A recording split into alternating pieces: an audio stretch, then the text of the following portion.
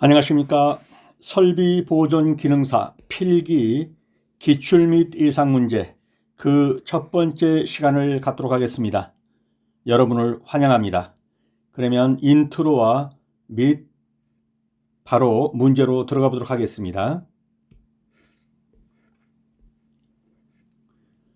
먼저 약간의 인트로 부분으로 설명을 드리겠습니다. 우리 시험은 문제 은행식 시험입니다. 다른 말로 하면 3배수 내지 5배수의 문제 중에서 계속 골라가면서 내는 겁니다. 그러므로 같은 문제가 그대로 나오는 확률이 매우 높습니다. 그래서 답을 풀 줄을 모른다 할지라도 직관적으로 답을 알고 계시면 합격이 매우 용이합니다. 그래서 먼저는 단답식으로 답을 스캔하듯이 한번 익혀둔 다음에 다시 사지선다형에 들어갈 때 화면을 멈추시고 답을 찍으신 다음에 확인해 보시는 과정을 거쳐 보시기 바랍니다. 그렇게 하면 적어도 답을 고르는 데 있어서 문제가 없고, 두 번째는 왜 그러한 답이 나오는지를 좀 더 심층적으로 공부할 수가 있게 됩니다. 자, 그럼 문제로 들어가 보도록 하겠습니다.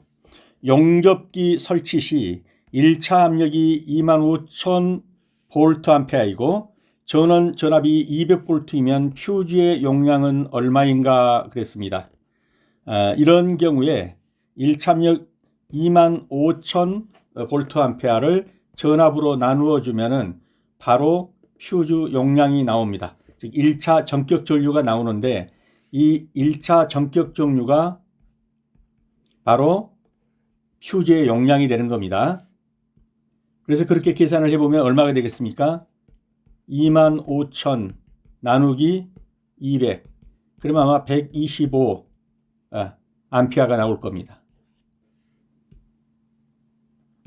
넘어가겠습니다. 용적 40리터의 산소 용기에 고압력계로 100기압이 나타나 있다.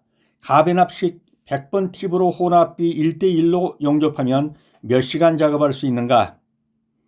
용적 40리터의 산소 용기가 고압력계로 100기압이다. 그러면 이 산소 용기 안에는 산소가 몇 리터를 들었다는 얘기입니까? 그렇죠. 40리터 곱하기 100기압. 물 곱해주면 현재 들어있는 것은 4,000리터.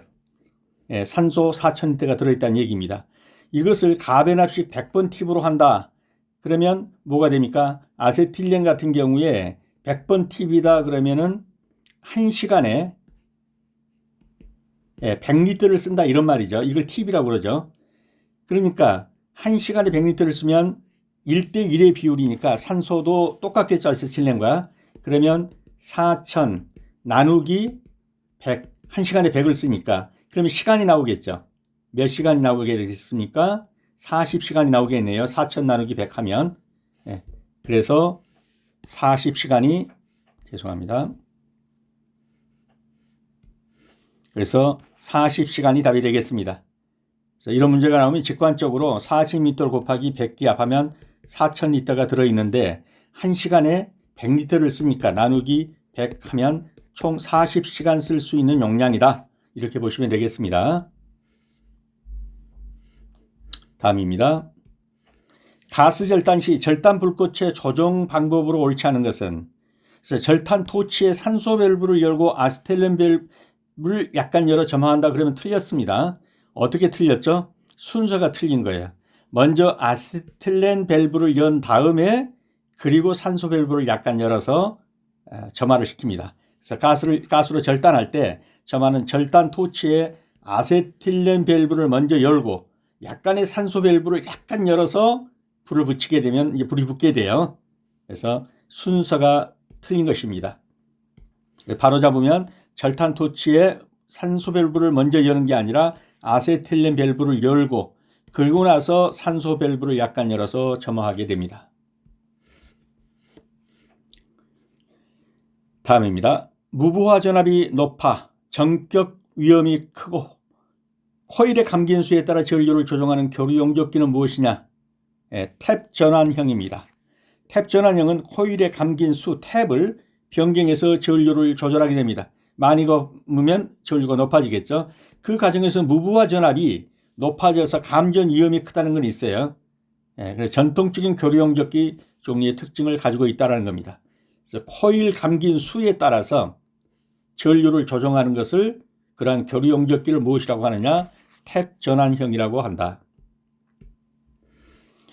다음입니다. 볼트, 환봉, 핀 등을 강판에 용접할 때 가장 적합한 용접은 이 용접에 특화된 것이죠. 스터드 용접입니다. 스터드 용접. 이 스터드 용접은 바로 강판에다가 볼트, 환봉, 핀 등을 강판에 용접할 때 쓰이는 용접법입니다. 선반 작업 시 안전대책으로 옳지 않은 것은 상의는 옷자락 안으로 넣고 소매자락을 묶을 때는 반드시 끈을 사용한다. 틀렸죠. 이러한 끈이 선반 자극하고 물려 들어가면 그냥 팔 잘라집니다. 그래서 절대로 이런 소매자락에 끈을 묶는다는 거 해가지고 그 톱니바퀴 안이라든가 이게 딸려 들어가게 되면은 바로 절단 사고로 이어지기 때문에 소매자락을 묶을 때 이런 끈을 사용하거나 이러면 절대 안 됩니다. 산소 및 아세틸렌 용기 취급에 대한 설명으로 옳은 것은 산소 용기 보관 장소에 가연성 가스를 혼합하여 보관하면 안 되고, 왜 그렇습니까? 산소 자체는 가연성 가스는 아닙니다. 그런데 뭡니까? 조연성이라고 그러죠. 불타는데 돕는 겁니다. 즉 산소가 없으면 타질 않으니까. 그래서 가연성 가스를 혼합하여 보관하면 안 됩니다. 가연성 가스가 있는데 산소까지 있다. 그러면은 반드시 화재가 날 확률이 높습니다. 그리고 누설 시험에는 비눗물을 사용한다. 맞습니다. 그래서 표현이 산소용기 보관 장소에 가연성 가스를 혼합해서 보관하면 안 됩니다. 누설 시험 시에는 비눗물 사용합니다. 맞는 표현이 되겠습니다. 구명, 구호, 피난의 방향 등을 분명히 하는 데 사용하며 어디로 피난하세요? 구명조끼는 어디에 있습니다. 이렇게 안내를 해주는 겁니다. 이 표시를 안내 표시라고 하는 겁니다. 주로 흰색 바탕에 파란색으로 표시를 하게 되죠. 그래서 안내 표지에 대한 설명입니다. 감전, 전격의 위험을 결정하는 주된 인자 중에 가장 근본적인 원인이며 감전 피해 위험도에 가장 큰 영향을 주는 것이 무엇이냐? 통전 전류의 크기입니다. 전류의 크기가 클수록, 즉 볼트가 높을수록 어떻습니까? 치명적인 확률이 더 높죠. 그래서 다른 여러 가지 요인도 있지만 가장 큰 요인, 즉 감전에서 가장 큰 요인은 통전 전류의 크기가 되겠습니다. 설비관리의 변천에서 공장을 중심으로 한 생산 현장 개선의 수단으로 설비관리를 보존도 중심, 즉 메인테너빌리티 하면 이 보존도는 뭡니까? 고장이 났을 때 복원하는, 즉 고치는 속도, 얼마나 빨리 고칠 수 있느냐를 중심으로 하는 설비관리는 무엇이냐 이렇게 물었습니다. 종합생산성 관리가 되겠습니다. 종합생산성 관리입니다. 다음입니다. 압력 스위치를 구조상으로 분류할 때 이에 해당하지 않는 것. 구조상으로 분리할 때 해당하지 않는 것은 외부 파일럿형 압력 스위치, 이와 같이 압력 스위치 자체가 작동하는 구분에 따라서, 원리에 따라서 구분한 게 아니라 외부에서 들여와가지고 어떤 구조상으로 변화를 일으키느냐, 이것은 스위치를 구조상으로 분류하는 것은 아니죠. 그래서 외부 파일럿형 압력 스위치는 압력 스위치의 구조상 분류는 아닙니다. 전류에 대한 설명으로 옳은 것은 전류는 전기 회로에서의 전하의 이동이다. 이 맞는 표현입니다. 이 전하가 이동되는 것이 바로 전류입니다. 유아모터의 장점으로 옳지 않은 것은 한 개의 배관만 사용해도 되므로 내폭성이 우수하다. 어디가 틀렸습니까? 한 개의 배관만으로 안 됩니다. 입구가 있으면 출구가 있어요. 유아모터는. 그래서 두 개의 배관이 필요합니다. 그리고 내폭성이 우수하다는 표현도 좋은 표현이 아닙니다. 그래서 이 앞에 것만 가지고도 이건 틀렸습니다.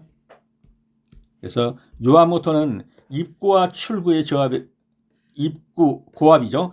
나가는 건 출구는 이제 저압이 되겠습니다. 이 두 배관이 필요합니다. 그래서 한 개의 배관만 사용해야 된다 하기 때문에 틀린 겁니다. 과전류에 의해 발생되는 열로 노가 전로를 끊어지게 하는 게 퓨즈가 끊어지는 거죠. 자동적으로 보호하는 장치 퓨즈가 되겠습니다.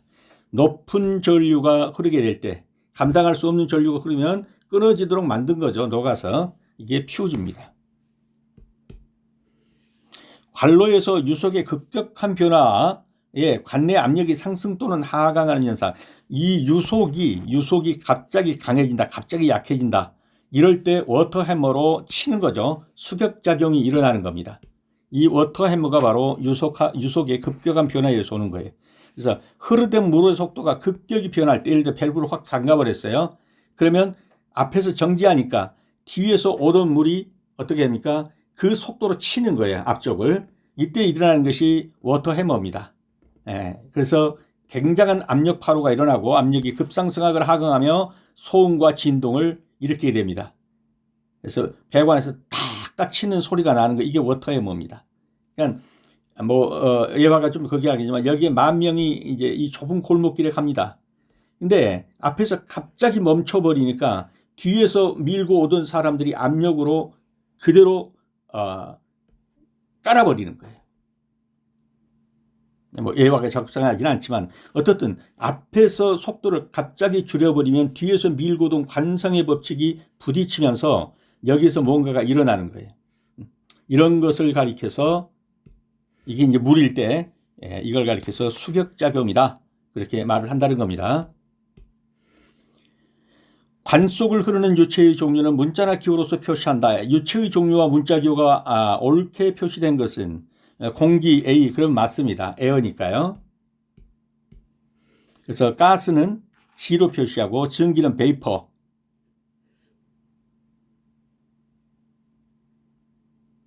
VAPOR인데 이렇게 됩니다. 베이퍼. 그래서 V로 되죠. 기름은 오일이니까 O로 들어갑니다. 그래서 가스는 G, 증기는 V, 기름은 O입니다. 공기압 실린더의 지지 형식에서 실린더 요동형이 아닌 것은 그냥 문자에서 보면 이 플랜지형이라는 건 뭡니까? 고정되었고 밀봉한 게 플랜지형입니다. 그래서 여기저기 요동해서 다니질 않아요. 실린더에서 그래서 고정형으로 나온 것이 헤드 측 플랜지형이 되겠습니다. 플랜지형이라는 말 자체가 고정되어 가지고 봉합한 것, 이런 것이 플랜지형입니다. 플랜지입니다. 말 자체가요. 구형의 용기를 사용하며 유실과 가스실은 금속판으로 격리되어 유실의 가스에 침입이 없고 특히 소형의 고압용 어큐뮬레이터로 이용되고 있는 거. 어큐뮬레이터가 뭡니까? 추갑기죠. 근데 이 추갑기가 이렇게 됐으면 여기는 유실, 즉 오일이란 말이에요. 여기서는 유압이 작동하는 것이고 여기는 가스실, 주로 질소가스가 여기 있단 말이죠. 그래서 이 유압이 이쪽으로 밀면은 질소가스가 압축이 되면서 여기다가 이제 압력을 저축하는 추갑의 형태가 일어난단 말이에요. 이렇게 해서 이 칸이 막여져 있습니다. 그래서 이 둘 사이는 오갈 수가 없는 거예요. 오가면 안 되겠죠. 이렇게 된 걸 뭐라고 하느냐 하는 겁니다. 그래서 유실과 가스실은 금속판으로 격리되어 유실의 가스에 침입이 없고 특히 소형 고압용 어큐뮬레이터로 이용되고 있는 것, 이런 것을 가리켜서 다이어프램형 어큐뮬레이터로 합니다. 다이어프램이 이 격실을 막고 있는 거예요. 여기로. 그러면 이번에는 다른 추각기를 하나 봅니다. 소형이면서 용량이 크고 응답성이 좋아 가장 많이 사용되며 고무 강도가 수명을 결정하는 추각기 그랬습니다. 이런 것을 블레드형 추각기라고 하는 거예요. 여기 안에 다시 이렇게 주머니가 있어요. 고무 주머니가. 그리고 이 안에 질소가 들어가 있어요. 여기는 물론 오일입니다. 이 오일이 압력으로 누르면 이 질소가 든 고무 주머니가 꽉 조여지는 거죠. 그러면서 여기에서 뭘 가지고 있냐면 압력을 저장하는 건 추갑의 현상이 일어나는 거예요. 이쪽 압력이 줄어들면 이것이 팽창하면서 압력을 발생시키는 겁니다. 이런 것을 가리켜서 블레더형 추각기라고 하는 겁니다. 그래서 질소가스의 압축성을 이용해 유압 시스템의 압력을 저장하고 뭐에? 이 고무주머니 안에 필요할 때 공급하는 장치로 고무 재질의 블레더 안에 질소를 채우고 그 바깥에 유압류가 흐르도록 해서 시스템 압력이 낮을 때는 블레드가 팽창하여 유압류를 밀어내고 압력이 높을 때는 유압류가 블레드를 압축시켜 에너지를 저장하는 원리로 작동하는 것, 이것을 블레더형 추각기라고 합니다. 자, 이제는 사지선다형으로 들어갑니다. 반드시 화면을 멈추시고 먼저 정답을 찍으셔야 합니다. 그리고 정답이 틀렸다면 다시 앞에 단답형으로 들어가서 몇 번이고 거기를 반복해서 이쪽에서 정답이 완전히 바로 찍힐 때까지 반복을 해 주셔야 합니다. 자, 문제 1번입니다.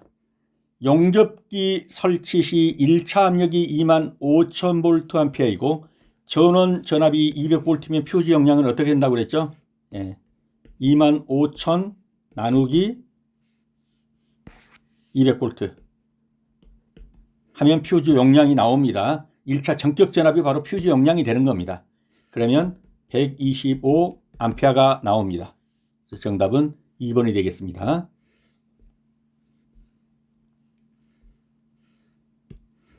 그래서 1차 전격 전류 계산, 용접기의 피상 전력과 전원 전압을 이용하여 1차 전격 전류를 계산합니다. 그래서 I는 V분의 P, 즉 VA 이렇게 가지고 나온 것이 125A가 되겠습니다. 이제 퓨즈 용량 선정은 일반적으로 퓨즈 용량은 계산된 전격 전류값과 같거나 약간 큰 값으로 선정합니다. 그래서 같다고 보고 여기서는 계산한 겁니다. 그래서 1차 압력 22,000V를 전원 전압 200V로 나눠주면은 1차 전격 전류, 이것이 바로 퓨즈 용량과 같다고 봅니다. 그래서 이것이 125A가 나오게 되겠습니다. 용적 40리터의 산소 용기에 고압력계로 100기압이 나타나 있다. 그러면 이 산소는 몇 리터다? 40리터 곱하기 100기압, 그러니까 400리터가 된다. 그런데 아세틸렌과 산소를 1대1로 용접하는데 100기압이다 그러면 아세틸렌이 고압력계로 100기압이 나왔다. 그 다음에 가변압식이 100번 팁이다. 그러면 뭐냐면 아세틸렌이 1시간 안에 타는 리터가 100리터다 이 말이에요. 이게 가변압식 100리터라는 것이. 그러면 400리터가 아니라 4000리터죠. 4000리터가 1시간에 100리터씩 타니까 100리터로 나누면 40시간이 되겠죠. 그래서 총 몇 시간을 쓸 수 있느냐? 그러면 40시간이 되는 겁니다. 잘 모르겠다 하더라도 그냥 눈으로 찍어 놓으십시오. 40 곱하기 100기압 그러면 이 산소통에는 4000리터가 들어있구나. 1시간에 100리터를 쓴대. 그러면 100리터로 나눠주면 쓸 수 있는 시간은 40시간 쓸 수 있네. 이렇게 계산하면 됩니다. 자, 이 부분은 지금 설명드린 것을 그대로 다 적어놨으니까 잘 이해가 안 가신다면 읽어보시면서 꼭 스스로 풀어보시기 바랍니다.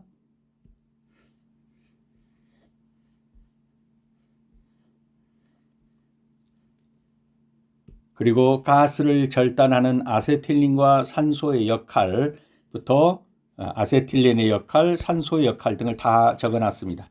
여기서 다 이걸 설명드릴 수는 없고요. 한번 읽어보시면 다 알게 됩니다. 어떻게 소위 말해서 산소로 불어버리느냐, 절단을 하느냐 하는 과정들을 적어놨습니다. 그래서 가스 절단의 순서는 이렇게 됩니다. 반드시 읽어보셔야 합니다. 한번 읽어보시면 다 알 수 있는 내용들입니다. 절단 산소, 절단 진행, 종료 가스 차단, 정리 및 안전까지 해서 산소 절단을 전부들 정리를 해드렸습니다. 가스 절단 시 절단 불꽃의 조정 방법으로 옳지 않은 것은, 자, 정답을 한번 골라보시기 바랍니다. 정답이 눈에 보였습니까? 그렇죠. 정답은 이 부분이 틀린 거죠. 가스 절단할 때 어떻습니까? 산소 밸브를 열고가 아니라 아세틸렌 밸브를 먼저 열고 그리고 나서 산소 밸브를 약간 열어 점화하게 됩니다. 그래서 가스 절단 시에는 절단 토치의 아세틸렌 밸브를 먼저 열고 그리고 산소 밸브를 열어서 절단하게 되겠습니다.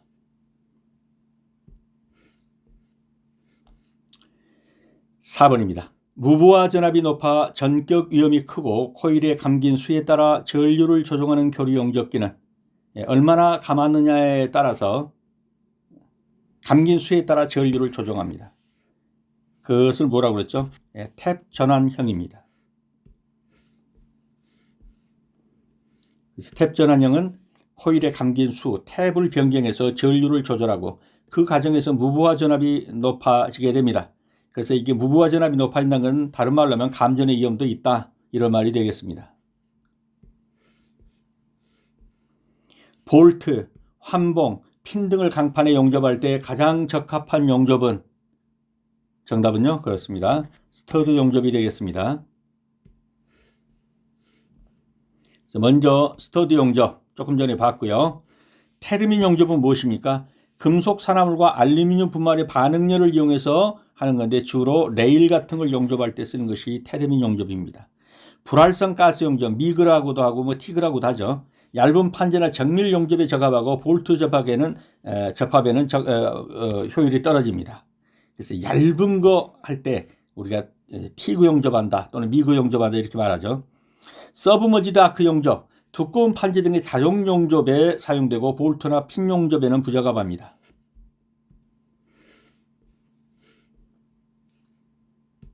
그래서 볼트, 환봉, 핀 등을 강판에 용접할 때는 스터드 용접, 레일 같은 데 용접하는 것은 테르민 용접, 불활성 가스 용접은 얇은 판, 서브머지드 용접은 두꺼운 판 용접할 때 주로 쓰이는 겁니다.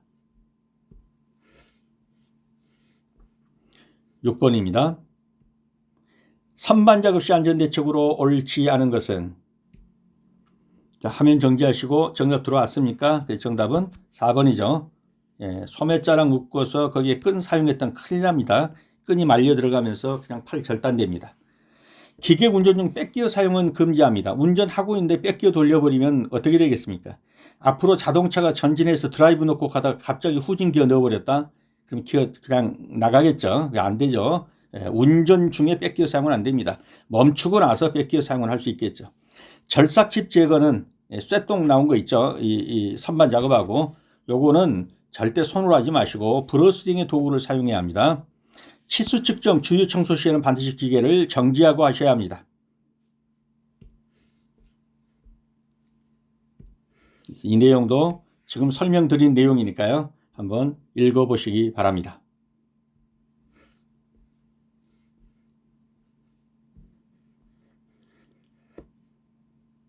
다음입니다. 산소 및 아세틸린 용기 취급에 대한 설명으로 옳은 것은? 정답은 눈에 들어왔습니까? 정답은 4번이죠. 산소 용기 보관 장소에다 가연성 가스를 함께 두면 안 됩니다. 그렇게 되면은 폭발 위험이 있습니다.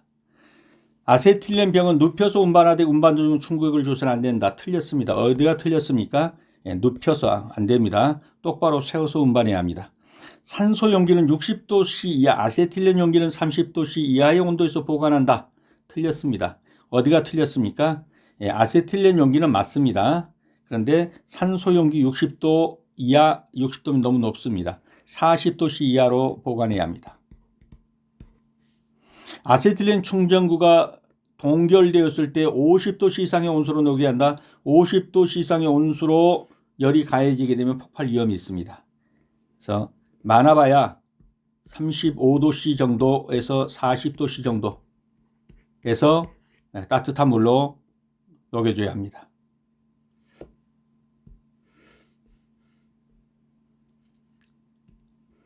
그래서 아세틸렌 용기는 내부에 다공성 물질과 아세톤이 채워져 있기 때문에 항상 세워서 운반해야 합니다. 산소 용기는 40도씨 이하에서 보관하고 아세틸렌 용기는 30도씨 이하로 보관합니다. 아세틸렌 충전구가 동결되었을 때는 35도에서 40도씨 이하의 미지근한 물이나 온수포를 사용해서 녹여줘야 합니다. 50도씨 이상의 고온은 용기 내 압력을 급격히 상승시켜서 폭발의 위험이 있을 수 있습니다. 그래서 정답은 4번이고 각기 틀린 부분도 익혀두시기 바랍니다. 구명, 구호, 피난의 방향 등을 분명히 하는다. 즉 여기 구명조끼 있어요. 이쪽으로 피난하세요. 이렇게 안내해 주는 거죠. 안내 표지입니다. 흰색 바탕의 기본 모형, 주로 파란색입니다. 녹색 바탕의 관련 부호 그림은 흰색으로 표기하는 이런 것이 안내 표지가 되겠습니다. 그래서 안내 표지 이런 식이죠. 흰색 바탕에 녹색에 또 흰색 이런 식으로 된 게 이게 안내 표지입니다. 그래서 이쪽에 가면 응급구호품이 있어요. 이쪽으로 가면 비상구가 있어요. 뭐 이런 식으로 우측 비상구 이렇게 안내를 해주는 거죠. 감전의 위험을 결정하는 주된 인자 중 가장 근본적인 원인이며 감전 피해의 위험도에 가장 큰 영향을 주는 것은 무엇입니까? 다른 것도 다 관련이 있지만 가장 큰 영향은 뭐니 해도 통전 전류의 크기입니다. 즉 몇 볼트가 흘렀느냐. 감전의 위험을 결정하는 주요 인자 순위를 보면 통전 전류의 크기가 1번 순위입니다. 인체에 흐르는 전류량이 클수록 위험하고 사망에 이를 수가 있습니다. 그 다음에는 통전 경로입니다. 심장 쪽으로 통전했다든가 뇌 쪽으로 통전됐다. 그러면 거의 회생이 불능합니다. 통전 시간, 전류가 흐르는 시간도 길수록 위험하겠죠. 전원의 종류에 따라서도 또 다르고요. 가장 중요한 요인은 통전 전류의 크기입니다. 설비관리 변천에서 공장을 중심으로 한 생산 현장 개선의 수단으로 설비관리 보존도를 중심으로 한 설비관리는 설비관리 보존도를 중심으로 한다 그러면 종합 생산성 관리입니다. 그래서 보존도가 무엇이냐? 메인테너빌리티. 이거는 고장이 발생했을 때 얼마나 빠르게 쉽게 수리하고 정상 상태로 복구할 수 있는지를 나타내는 정도. 이것이 바로 보존도입니다. 그래서 두 기가 모두 고장났다 그러면 10분 만에 수리할 수 있는 기계도 있고 2시간 걸린 것도 있다. 그러면 10분 만에 수리가 가능한 것이 보존도가 높다. 이렇게 말한다는 거예요. 보존도가 높은 설비의 특징은 이런 것들이 있다. 그래서 종합 생산성을 높이기 위해서는 보존도가 높아야 합니다. 아울러 이 보존도를 중심으로 하는 설비 관리는 종합 생산성 관리가 되겠습니다. 11번입니다. 압력 스위치를 구조상으로 분류할 때에 해당하지 않는 것. 정답은요? 그렇죠. 1번이죠. 이것은 구분하는 어떤 구조상의 구분입니다. 근데 이것은 구조상의 구분이 아니라 밖에서 끌어오느냐 하는 외부에서 어떤 끌어오는 작동 원리 이렇게 되기 때문에 1번은 스위치 구조하고는 관계가 없는 거죠. 그래서 1번이 정답이 되겠습니다. 그래서 외부 압력 파일럿형 압력 스위치는 구조상의 분류가 아닙니다. 작동 방식이나 제어 방식에 따른 분류로 볼 수 있습니다. 파일럿은 주 제어 신호 외에 보조적인 신호나 제어 방식을 의미하며 이는 스위치 내부의 구조보다는 외부의 다른 신호에 의해서 간접적으로 제어되는 시스템이다. 근데 부르동관형 압력이라든가 벨로스형 또는 피스톤형 이건 전부 다 그 스위치가 달랐다 붙었다 떨어졌다 하는 그 구조상으로 나눈 거예요. 이거는 예를 들면 부르동관형은 압력이 가해지면 관이 펼쳐집니다. 퍼져요. 그 퍼짐으로 해서 접점하고 붙어주는 거예요. 이거고 벨로스형은 주름진 원통형 용기로 압력을 넣으면 늘어나는 거예요. 그래가지고 또 접점을 동작시키는 거예요. 피스톤형은 피스톤이 밀어주는 거예요. 그러면 직선 운동을 해가지고 또 접점으로 동작을 시켜주는 거예요. 그래서 이것은 전부 다 어떤 동작시켜주는 스위치 구분으로 나타낸 것이죠. 근데 외부 파일럿이라는 건 이건 외부에서 가져오는 간접적 작동 원리예요. 그래서 서로 다르다 이렇게 보시면 되겠습니다. 그래서 압력 스위치를 구조상으로 분류할 때 해당하지 않는 것 이건 구조상의 분류고 이것은 아닙니다. 12번입니다. 전류에 대한 설명으로 옳은 것은 좀 보였나요? 답이 보이나요? 네, 전류란 뭐죠? 전기회로에서 전하 이동이다. 2번이 되겠죠.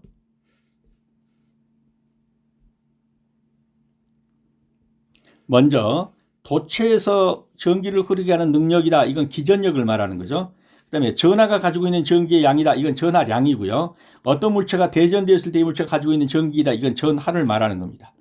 그리고 전류는 전기회로에서의 전하의 이동입니다.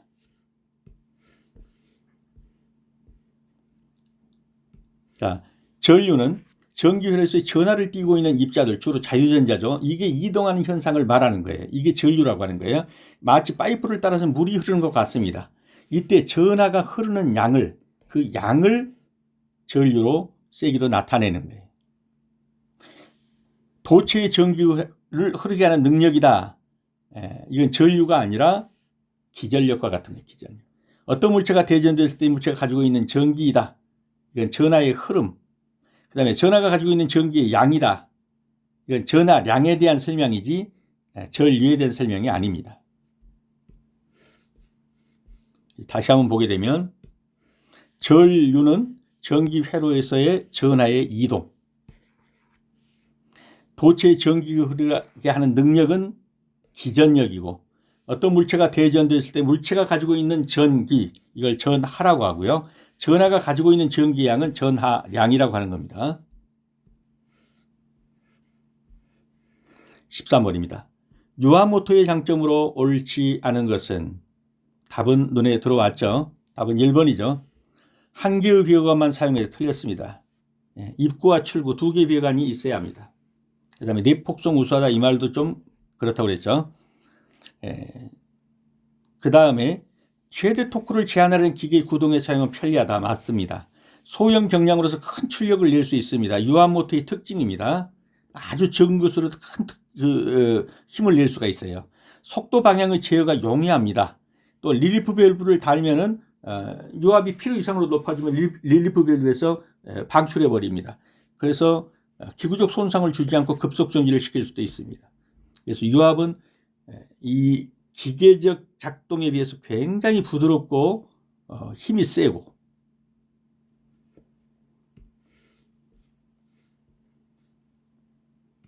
이 부분은 설명드린 부분들이기 때문에 한번 꼼꼼히 읽어보시기 바랍니다.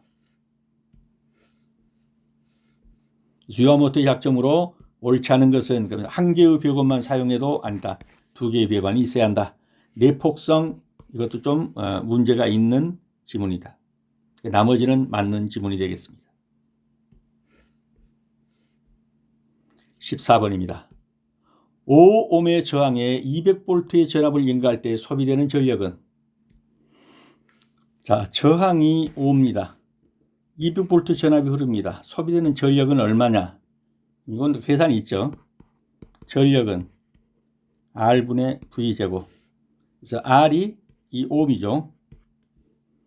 그러면 전력 P는 R은 5고, 저항은 200인데 200의 제곱이니까 얼마가 되겠습니까? 4만이 되겠나요? 늘 5로 나누면 얼마가 되죠? 8,000이 되나요? 8,000W죠. 8,000W를 킬로와트로 나타내면 어떻게 되죠? 8kW가 되겠네요.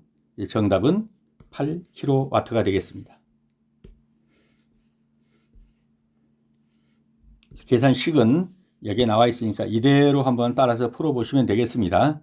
그래서 P는 R분의 V제곱이다.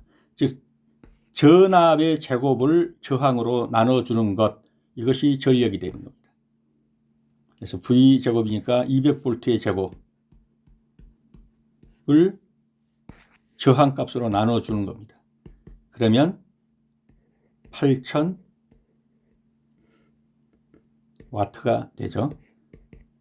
1000W가 1kW니까 나누기 1000 하면 8kW가 되는 겁니다. 과전류에 의해 발생하는 열로 녹아 전로를 끊어지게 하여 자동적으로 보호하는 장치는 퓨즈이죠. 그래서 퓨즈고 차단기, 과전류 차단기, 누전 차단기 여기에 전부 다 상세 지문의 내용들을 담아두었습니다. 한번 읽어보시면 다 알 겁니다. 한번 화면을 멈추시고 읽어보시기 바랍니다. 관로에서 유속의 급격한 변화에 관내 압력이 상승 또는 하강하는 현상. 유속의 급격한 변화 그렇게 나오면 흐르는데 갑자기 여기서 확 잠궈버렸다. 그러면 여기서 흐르는 관성으로 밀고 들어가는데 확 잠궈버리면 어떻게 되겠어요? 여기 뒤에서 충격이 오겠죠. 이것을 가리켜서 워터 해머, 즉 수격작용이다 라고 말하는 거예요. 딱 치는 거예요. 또는 좁은 골목길에서 한 8,000명이 가는데 앞에서 가다가 사람들이 넘어져가지고 빠져나가지 못한다고 하면 뒤에서 다 덮쳐버리는 거예요. 어떤 충돌이 일어나는 겁니다. 여기서는 물이니까 물이 충돌이 일어나는 걸 수격이라고 하는 겁니다. 캐비테이션. 배관의 압력이 증기압 이하로 낮아지면 물이 뭐가 됩니까? 공기방울 같이 기화하는 거예요. 그럼 기포가 생겨요. 동글동글한. 그럼 이 기포가 터지면서 발생하는 충격이 있어요. 이걸 가리켜서 공동화 현상 또는 캐비테이션이라고 합니다. 수격작용 조금 전에 봤고요. 서징, 불규칙합니다. 모터가 빨리 돌았다 늦게 돌았다. 이건 굉장히 불안정하죠. 주기적으로 변동하면서 불안정한 거 이런 걸 그렇게 서징이라고 합니다. 크래킹은 크랙 가는 거예요. 수격작용으로 인해서 관이 빠개지거나 금 가는 거 이런 걸 가리켜서 크래킹이라고 합니다. 그래서 유속의 급격한 변화에 따라서 압력이 상승 또는 하강한다 그러면 수격작용입니다. 관속을 흐르는 유체의 종류, 문자나 기호로서 표시한다. 유체의 종류 문자 기호가 하고요. 옳게 표시된 것은 공기죠. 에어. 가스니까 G로 표시돼야죠. S가 아니고 증기는 베이퍼니까 V로 표시하고 기름은 오일이니까 O로 표시해야 합니다. 그래서 관속을 흐르는 유체의 종류 공기면 에어 A가 되고 가스는 G, 증기는 베이퍼 V, 기름은 오일입니다. 공기압 실린더의 지지 형식에서 실린더 요동형이 아니다. 요동형이 아니면 고정형이 되겠죠. 고정형 그러면 플랜지형입니다. 고정시켜서 밀봉한 겁니다. 헤드 측에서. 그래서 1번이 되고 요건 전부 유동형입니다. 이 부분도 한번 쭉 읽어보시기 바랍니다.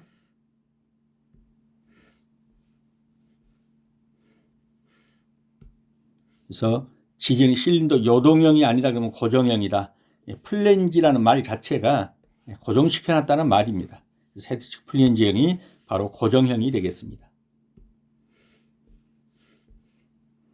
구형의 용기를 사용하며 유실과 가스실은 금속판으로 격리되어 유실의 가스 침입이 없고 특히 소형의 고압용 어큐뮬레이터로 이용되고 있다.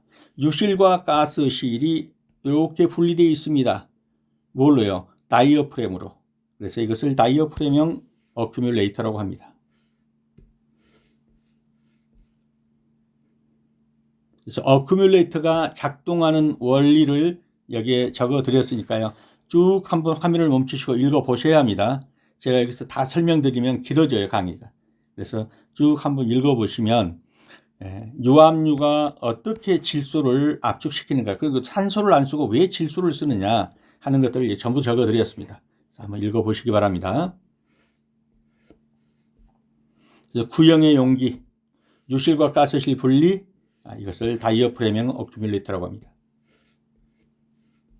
소형이면서 용량이 크고 응답성이 좋아 가장 많이 사용되고 고무강도가 수명을 결정하는 추각기. 고무강도 그러면 벌써 뭐가 나와야죠? 블레드형 추각기입니다. 이렇게 하는데 이 안에가 또 이제 이 고무가 있습니다. 주머니가. 여기에 질소가 들어있는 거예요. 그래서 압력이 오면 이렇게 눌러서 여기서 쭈그러뜨리는 그 압력으로 인해서 여기서 축압이 일어나는 거예요. 그러다 이쪽 압력이 줄어들면 이것이 팽창하는 이런 원리로서 압력이 이제 부풀어 나오는 압력이 작동하는 것이죠. 이렇게 된 것을 가리켜서 블레드형이다. 그래서 고무 주머니 나오면 블레드형입니다. 그래서 블레드형 추각기를 여기에 전부 적어 드렸으니까 한번 읽어보시면 되겠습니다. 질소가스의 압축성을 이용해서 압력을 저장하고 필요할 때 공급하는 장치인데, 질소가스를 어디다 저장하냐? 고무재질의 블레더 안에 질소를 채우고 그 바깥에 유압류가 흐르도록 하고, 시스템 압력이 낮을 때는 블레드가 팽창하고 유압류를 밀어내고, 압력이 높으면 이 블레드를 압축을 시키는 거예요. 그래가지고 저장하는 거예요, 에너지를. 그리고 초기 충전 에너지 방출을 어떻게 하는지 읽어보시기 바랍니다. 그래서 소형이면서 용량이 크고 응답성이 좋아서 가장 많이 사용되고 고무 강도가 수명을 결정한다 그러면 블레드형 축각기가 되겠습니다.